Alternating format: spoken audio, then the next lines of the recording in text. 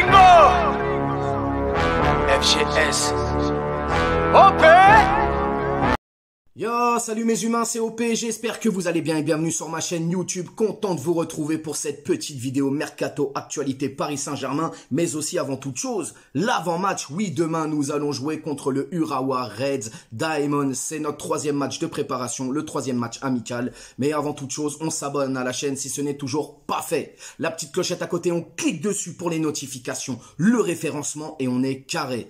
Donc, on va se faire un peu petit point mercato et ensuite on bifurque sur l'avant-match. Scamacca, ce fameux crack italien que certains nous vendent comme la future pépite de la Squadra Azzurra. Bref, les amis, en tout cas, il ne devrait pas arriver au Paris Saint-Germain. Paris, depuis quelques jours, ont carrément bloqué les négociations et nous réclamaient 50 millions. Mais West Ham a pointé le bout de son nez, a proposé 40 millions et comme par magie, comme par enchantement, Sassuolo a accepté. Scamacca a accepté. Donc, Scamacca devrait s'engager avec West Ham. Il va rejoindre la PL pour la somme modique de 40 millions. Ah, quand c'est Paris, ça veut nous essorer, ça veut nous faire monter le tarot. Mais quand c'est les autres, on négocie, il n'y a pas de problème. Bref, c'est pas tombé dans les oreilles d'un sourd, c'est pas tombé dans les yeux d'un aveugle. Et je peux vous dire que la prochaine fois, vous allez vous faire... on va pas dire de gros mots, En tout cas, Leandro Paredes, notre cher milieu argentin, mi-infirmerie, mi-terrain, devrait aussi rejoindre peut-être la Juventus. En tout cas, la Juventus est très favorable à son arrivée, a même proposé un échange avec Moise Kean. Alors, je pense qu'on en a plus besoin, Moise Kean. On a Ekitike. D'ailleurs, Ekitike qui a eu son numéro, ça y est, va jouer avec le numéro 44. Donc, c'était une petite aparté. Pour ceux qui ne le savaient pas, voilà, je vous le dis. Le numéro 44 pour Hugo Ekitike. Bref, on en revient à ce que je disais. Donc, un échange avec Moise Kean Paredes. Paris a stoppé net, n'en veut pas, et aurait demandé pas moins de 20 millions. Donc, ça négocie, on verra bien. En tout cas, si Paredes part...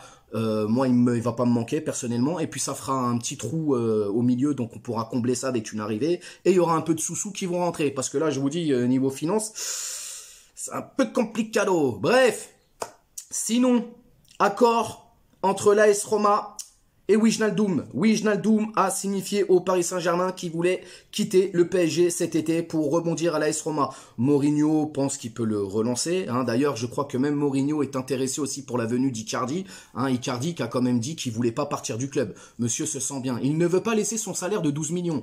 Ah là là là, mon poteau, mon poteau, mon poteau. Putain, si je t'avais en face de moi, Icardi, la vie de ma mère, je te tire les oreilles, mon pote. Tu serais déjà parti à l'AS Roma, frérot, je te le dis. Ah oui, parce que les indésirables, les amis, les indésirables qui sont restés au camp des loges sont pas contents. Oui, c'est un traitement qui est inadmissible. Mais allez vous faire foutre, les mecs. Allez vous faire foutre. Je sais pas, moi, faites comme Wijnaldum. Faites comme Sarabia la saison dernière. Pensez à votre carrière de football. Vous êtes là, vous pensez à votre oseille, les mecs. Bah, voilà. Ronge ton frein et fais pas chier, mon pote. Point barre. En tout cas, Wijnaldum devrait normalement atterrir en prêt à l'AS Roma. Il y a juste 2-3 bricoles qui bloquent, c'est-à-dire au niveau du salaire. Paris aimerait que l'AS Roma prenne 60% de charge du salaire. L'AS Roma voudrait le contraire, voire même plus, que Paris prenne plus que 60% en charge du salaire. Bon bref, tu le comprends, c'est des détails, ça va se régler, voilà, bon bref. En tout cas, c'est un peu le point mercato qui se passe, les amis. On va bifurquer tout de suite pour cet avant-match, le troisième match amical, le troisième match de préparation. Demain, nos rouges et bleus, le Paris Saint-Germain affronte le Urawa Reds Diamonds. Alors, c'est pas un club de peintres, les gars.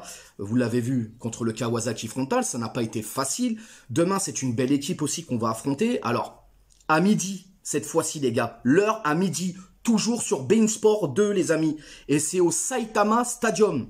Voilà, midi. N'oubliez pas, vous mettez le réveil et vous mettez le match. Bref, en tout cas, c'est une équipe qui a gagné la Super Coupe du Japon cette saison 2022. C'est la Super Coupe là qui joue. Parce qu'il faut savoir que les clubs japonais ont déjà repris le championnat. Ça fait déjà quelques journées là. J'ai pas envie de dire de bêtises, mais en tout cas, ça fait quelques journées qu'ils jouent. Donc ils sont déjà dans le rythme, les mecs. Puis ils sont habitués là-bas, on l'a vu, le taux d'humidité et tout, il est incroyable. Bref, ils ont terminé 6e de la J-League la saison dernière. Ils ont des joueurs pas mal. J'ai regardé un petit peu sur YouTube ce que ça donnait et tout. Ça joue bien, ça joue bien. Ça joue bien. On verra bien, en tout cas, demain, comment nos rouges et bleus vont être dans cette situation, justement, avec, encore une fois, un taux d'humidité incroyable. On va voir comment ils vont être pressés, acculés, etc. On verra bien comment ils vont s'en sortir. Il faut savoir aussi qu'ils ont gagné 2 fois la Ligue des Champions Asie. Alors, c'est pas la Ligue des Champions comme nous en Europe, mais c'est quand même un certain niveau là-bas, les gars. Faut pas négliger. Donc, voilà, c'est une équipe en tout cas qui a un beau palmarès et qui fait partie du paysage de la G-League, tout simplement.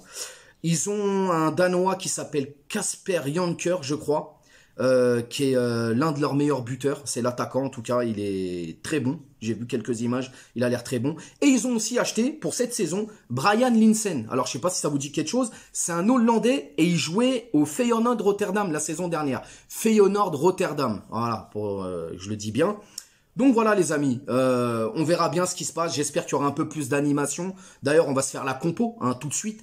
Donc, on va repartir comme on est parti contre le Kawasaki Frontale. C'est-à-dire, je pense qu'on va aller avec un 3-4-1-2 normal. Donc, Navas dans les cages. Je le vois titulaire cette fois-ci.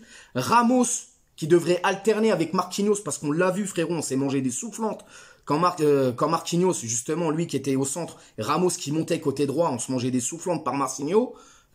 Marquinhos qui montait en même temps, il y avait un trou derrière, c'était la merde. Donc là, il faut alterner. Pour moi, il faut alterner. Il faut mettre Ramos dans l'axe, Marquinhos à droite, Kimpembe à gauche. Donc ça, c'est la charnière centrale. Ensuite, je vois Bernat à gauche. Bernat à gauche. Les gars, je vais un peu trop vite et je me prends dans le tapis. Bref, Bernat à gauche, les amis.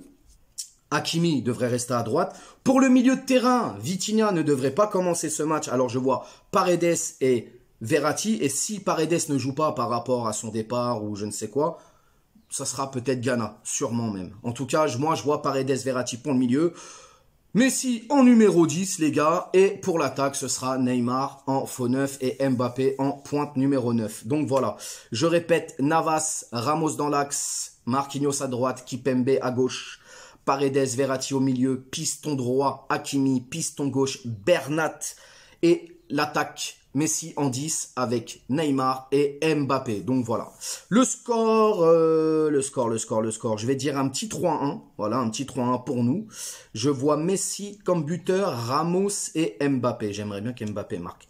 Donc voilà les gars, en espérant quand même que les consignes vont être appliquées parce qu'on a vu quelques lacunes, même beaucoup de lacunes contre le Kawasaki Frontale. On s'est régalé vite fait par petites fulgurances comme ça dans quelques combinaisons. J'espère aussi que Neymar va arrêter de ralentir le jeu, va arrêter de stopper le jeu et de jouer un peu plus vite parce que c'est un peu compliqué. Et surtout, j'espère que Galtier va justement rectifier ce qui s'est passé de pas bon dans cette défense contre le Kawasaki Frontale. C'est-à-dire alterner Ramos dans l'axe avec Marquinhos sur la droite. Je pense que ça sera déjà un peu mieux. Dites-moi ce que vous en pensez dans les commentaires, mes amis, mes humains, ceux que j'aime. Et bientôt, on est bientôt 5000, les gars. Incroyable. Ça fait même pas un an que j'ai commencé, on est bientôt 5000. Waouh. Merci beaucoup, merci. N'hésitez pas à vous abonner, partager, commenter, liker les amis, le petit pouce bleu, important. Aussi vous dire que tous les soirs, nous sommes sur Instagram, on fait des lives, on parle de football, mais avant tout du Paris Saint-Germain. Rejoignez-moi, je vous mets le petit lien ici en bas. Et puis je vous dis à demain pour le débrief. Ciao.